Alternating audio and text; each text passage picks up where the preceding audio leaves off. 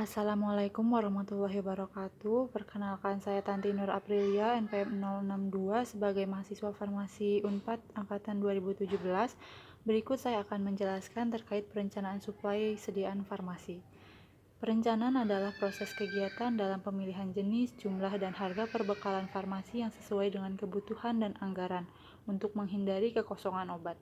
Hal-hal yang perlu diperhatikan dalam perencanaan diantaranya pola penyakit, kemampuan dan daya beli masyarakat sekitar, serta budaya masyarakat sekitar.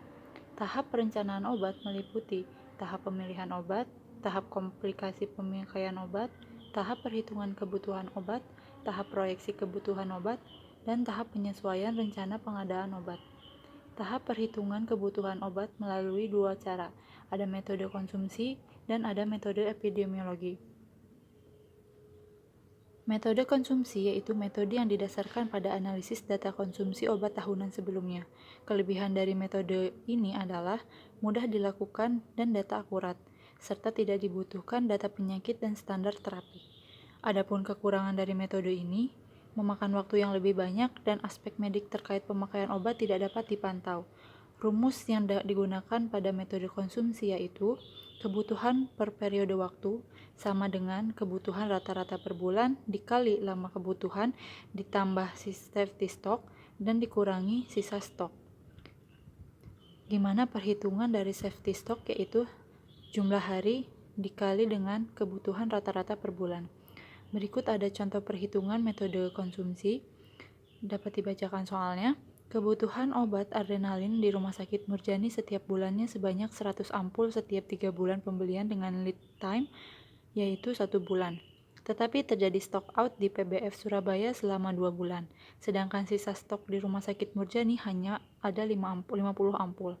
Harga adrenalin adalah 5.000 per ampul, sehingga hitunglah berapa adrenalin yang harus dibeli dan anggaran yang harus dikeluarkan untuk membeli obat tersebut.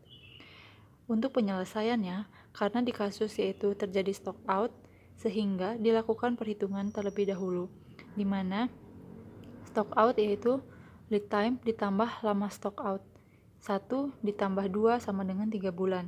Kemudian dihitung untuk safety stocknya, lead time atau jumlah hari, dikali dengan kebutuhan rata-rata per bulan, yaitu 90 hari per 30 hari dikali 100 ampul, yaitu 300 ampul.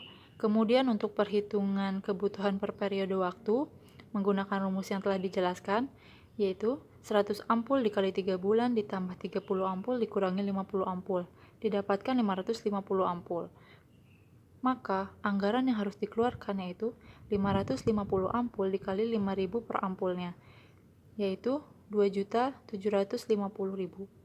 Sehingga dapat disimpulkan, adrenalin yang harus dibeli dan anggaran yang harus dikeluarkan untuk membeli obat tersebut yaitu 550 ampul dengan harga 2.750. Kemudian selanjutnya ada metode epidemiologi. Metode ini yaitu perhitungan kebutuhan obat berdasarkan penyakit yang paling sering muncul di masyarakat. Kelebihan dari metode ini, perkiraan kebutuhan mendekati kebenaran dan standar pengobatan mendukung usaha memperbaiki pola penggunaan obat. Adapun kekurangannya, membutuhkan waktu dan tenaga terampil, data penyakit sulit didapatkan, dan perlu pencatatan dan pelaporan yang baik. Rumus untuk metode epidemiologi yaitu kebutuhan per periode waktu sama dengan perhitungan standar pengobatan dikali lama kebutuhan ditambah safety stock dikurangi sisa stok. Sebenarnya rumusnya sama saja, hanya bedanya kalau yang di metode konsumsi yaitu kebutuhan rata-rata per bulan, sedangkan di metode epidemiologi ini perhitungan standar pengobatan. Tahapan metode epidemiologi dilakukan dengan cara menentukan jumlah penduduk yang akan dilayani, kemudian menentukan jumlah kunjungan kasus berdasarkan frekuensi, dan menyediakan standar pengobatan yang digunakan untuk perencanaan dan memperhitungkan perkiraan kebutuhan obat dan penyesuaian kebutuhan obat dengan alokasi dananya. Kemudian ada contoh perhitungan untuk kasus epidemiologi, akan dibacakan soalnya.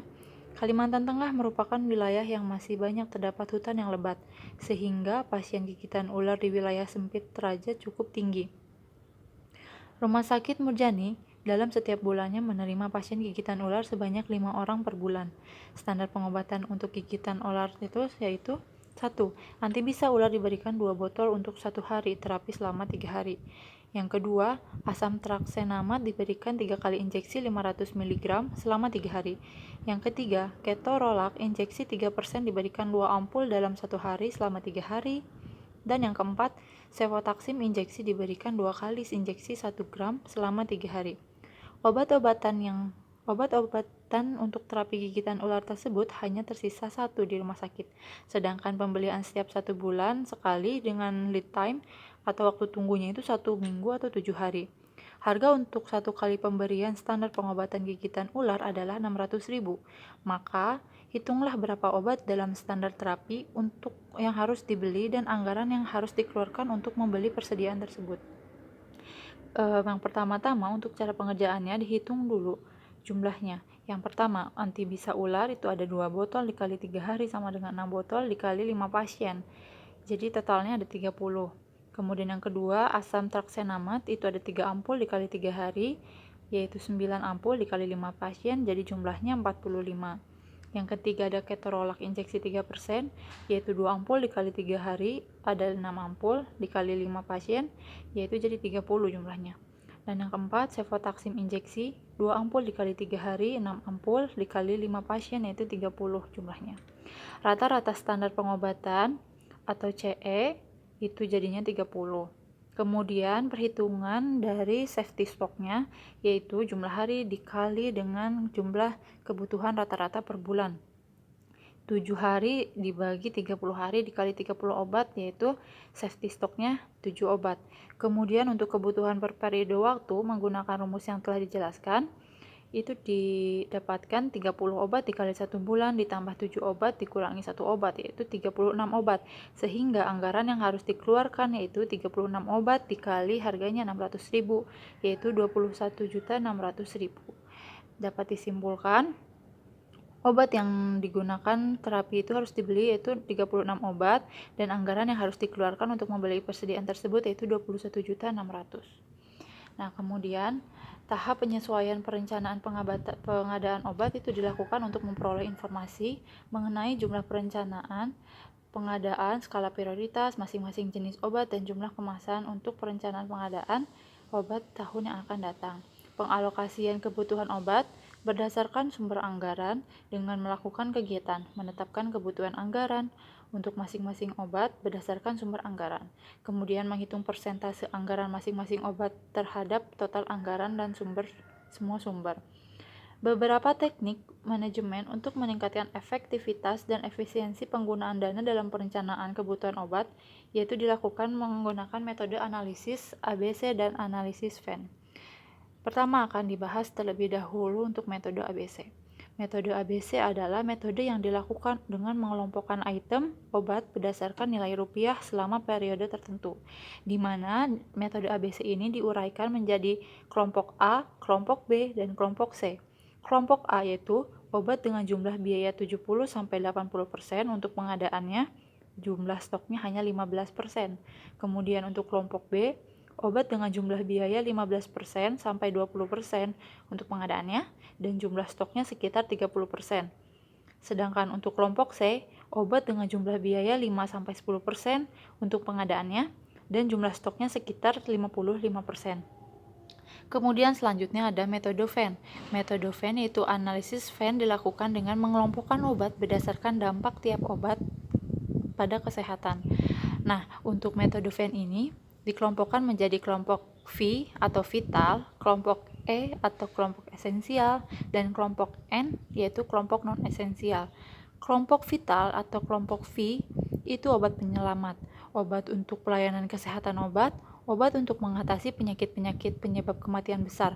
Contoh dari kelompok vital ini yaitu adrenalin, antitoksin, insulin, obat jantung, dan lain-lainnya. Kemudian untuk kelompok esensial yaitu kelompok obat yang bekerja secara kausal, yaitu obat yang bekerja pada sumber penyebab penyakit. Contohnya seperti antibiotik, obat gastrointestinal, NSAID, dan lain-lainnya. Kemudian yang terakhir yaitu kelompok non-esensial. Kelompok non-esensial yaitu kelompok obat penunjang, yaitu obat yang kerjanya ringan dan biasanya digunakan untuk menimbulkan kenyamanan dan untuk mengatasi keluhan ringan. Contohnya itu ada vitamin, ada suplemen, dan lain-lainnya. Sekian penjelasan saya hari ini terkait perencanaan suplai sediaan farmasi. Semoga bermanfaat. Terima kasih. Assalamualaikum warahmatullahi wabarakatuh.